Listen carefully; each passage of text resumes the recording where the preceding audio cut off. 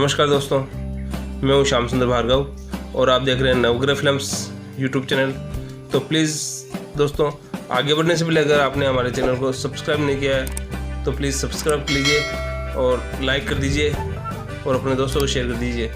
दोस्तों कमेंट्स करके ज़रूर बताना कि ये वीडियो आपको कैसा लगा और अब कौन सा वीडियो चाहते हैं आप। तो चलिए आज हम इस वीडियो में आपको बताएंगे जयपुर के रियासती काल और जयपुर की घूमने की जो भी कई जगह हैं उनके बारे में, जयपुर का शासन किस किस ने किया था उसके बारे में। तो पिंक सिटी के नाम से मशहूर जयपुर भारत का खूबसूरत और पुराना शहर है। जयपुर संबंध वास्तुकला विरासत का अद्भुत नमूना है। जयपुर में आपकी यात्रा के दौरान अगर कुछ ऐसी विरासत देखने को मिलेगी, यहाँ राजसी इमारतें हैं, वीरता की लड़ाइयों के किस्से हैं, शानदार किले और महलों को देखने का अनुभव अलग ही होता है। ये सब आपको जयपुर में मिलेगा। सच बात तो यह है कि जयपुर में आपकी यात्रा के दौरान घरेलू जो भी आप अगर साधन लाते हैं तो उससे पूरा जयपुर आप घूम सकते हैं। और जयपुर में यात्रा के दौरान घूमने के लिए 2-4 नहीं बल्कि कई खूबसूरत जगह हैं। पिंक सिटी में आप हवा महल, सिटी पैलेस, आमेर फोर्ट जैसे मशहूर पर्यटक स्थलों की यात्रा कर सकते हैं।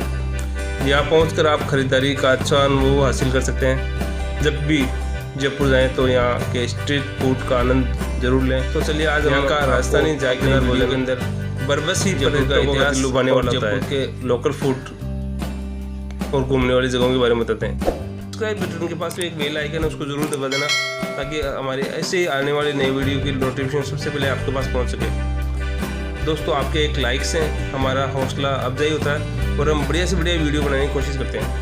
तो चलिए हम चलते हैं जयपुर के इतिहास के बारे में। अगर जयपुर के इतिहास के बारे में हम बात करें तो जयपुर में सत्ता में रहने के लिए कई सालों तक कड़ा संघर्ष किया। 1948 तक जयपुर एक विरासत रहा है। 1790 में कड़ी लड़ाई पाटन की लड़ाई में जयपुर मराठों के खिलाफ हार गया था। जयपुर पर सबसे पहला शासन सवाई जय सिंह ने किया था। इसके बाद ईश्वरी सिंह और फिर कच्छावा वंश के संबंधित विभिन्न शासकों ने जयपुर की सत्ता संभाली। जयपुर 7 अप्रैल 1949 में भारतीय संघ का हिस्सा बना। जयपुर शहर का निर्माण आमेर के राजा महाराजा सवाई जय सिंह द्वितीय ने किया था। जयपुर की वास्तुकला की अगर हम बात करें तो जयपुर की वास्तुकला बंगाल के वास्तुकार विद्यासागर भट्टाचार्य ने तैयार की थी। यह भारत का पहला प्रमुख शहर है जिसे विशाल शास्त्र के अनुसार योजनाबद्ध रूप से तैयार किया गया था। जयपुर हिंदू वास्तुकला का एक शानदार उदाहरण है और इसका निर्माण 8 भाग मंडला के रूप में किया गया है।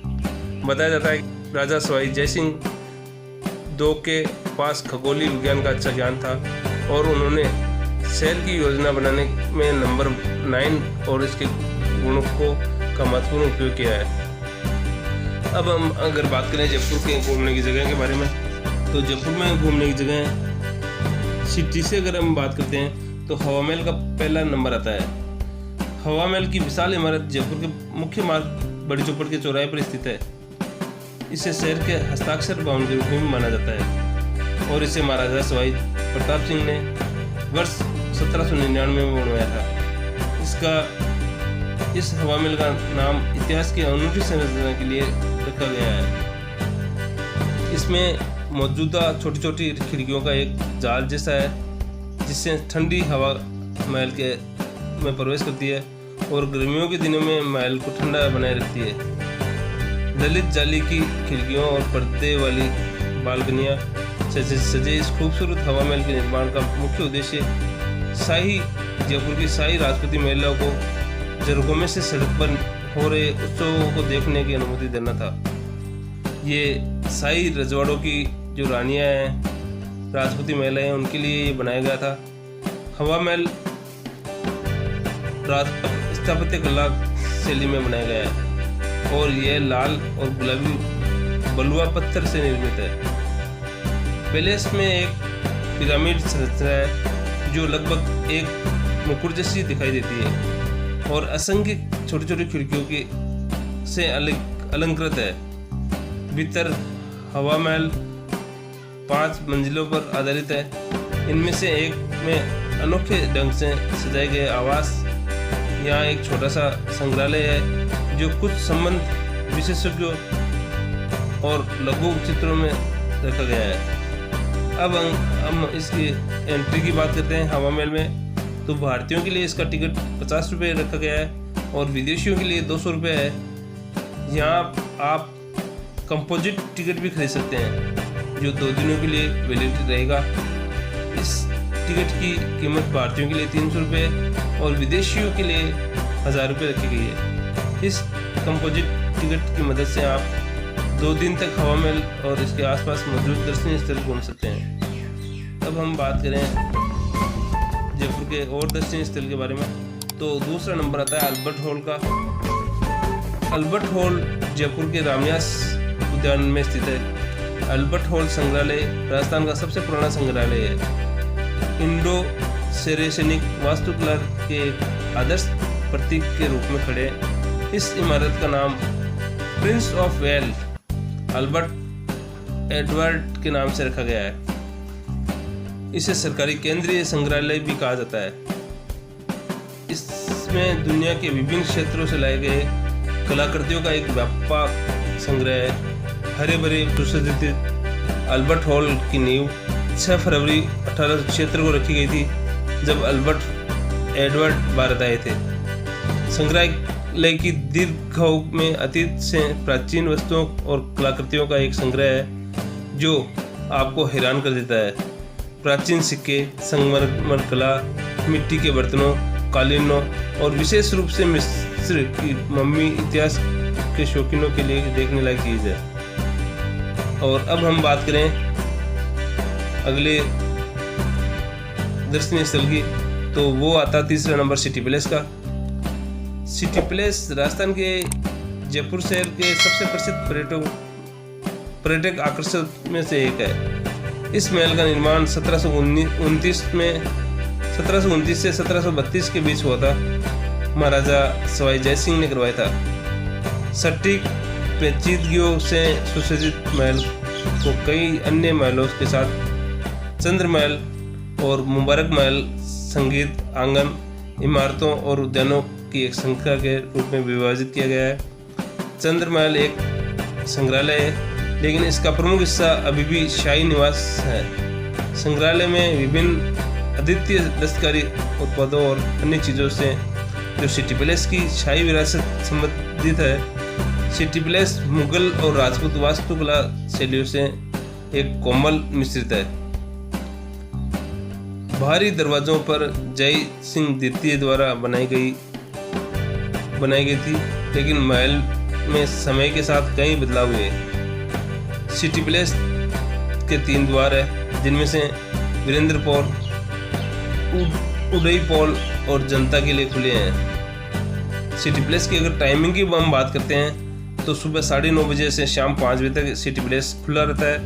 और सिटी पैलेस की अगर फीस की बात करें तो भारतीयों के लिए ये लगभग 100 रुपये है और विदेशी पर्यटकों के लिए इसका टिकट 400 रुपये है। अब हम अगर बात करें आमेर के प्रमुख किले के बारे में तो जयपुर का प्रमुख आकर्षण का केंद्र आमेर किला है। जयपुर का सबसे बड़ा किला आमेर किला है जहाँ हर साल भारतीयों के अलावा विदेशी भी बड़ी संख्या में पहुँचते हैं। राजस्थान में जयपुर गुलाबी नगरी के नाम से भी फेमस है।